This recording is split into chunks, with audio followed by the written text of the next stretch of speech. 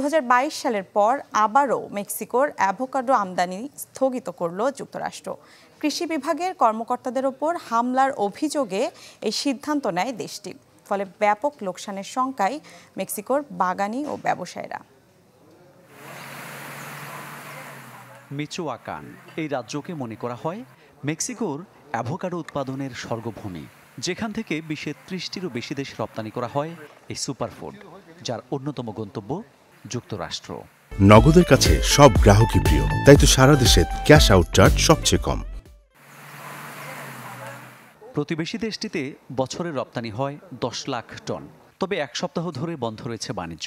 বাগান পরিদর্শনকালে মার্কিন 2 কর্মকর্তার উপর হামলা ও আটকের জেরে তৈরি হয়েছে এই পরিস্থিতি। ইউএসডি এর প্রতিনিধিকে সম্মান করা উচিত। আমি বলছি না তারা আমাদের খাওয়ায়, কিন্তু তাদের কাছ থেকেই সবচেয়ে বেশি অর্থ উপার্জন করি। সরকারের 3টি স্তর, পৌরসভা, রাজ্য এবং ফেডারেল, সবার কাজে সমন্বয় থাকতে হবে।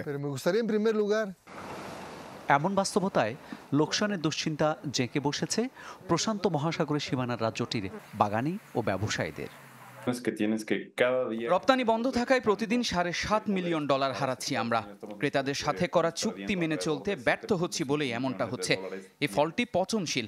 রপ্তানি করতে না পারলে স্থানীয় বাজারে লোকসানেই বেচতে হবে। যুক্তরাষ্ট্রেও চাষ হয় অ্যাভোকাডো।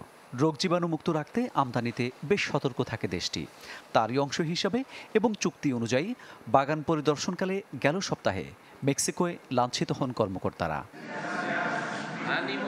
সংকট দ্রুত সমাধানে মার্কিন সমপর্যায়ের কর্মকর্তাদের সঙ্গে আলোচনা করছে মেক্সিকান কর্তৃপক্ষ। নিষেধাজ্ঞা তুলে নিতে তৎপর সরকারও। আমি পররাষ্ট্রমন্ত্রীকে এই সমস্যার সমাধান করতে বলবো। যদি তারা মনে করে যে তাদের পরিদর্শকদের হুমকি দেওয়া হয়েছে, আমরা দেখব কিভাবে তাদের রক্ষা করা যায় এবং তাদের কাজে সাহায্য করা যায়।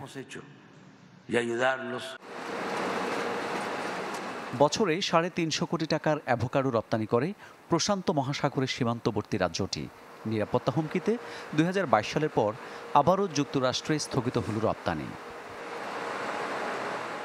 মামুন উর রশিদ, চ্যানেল 24।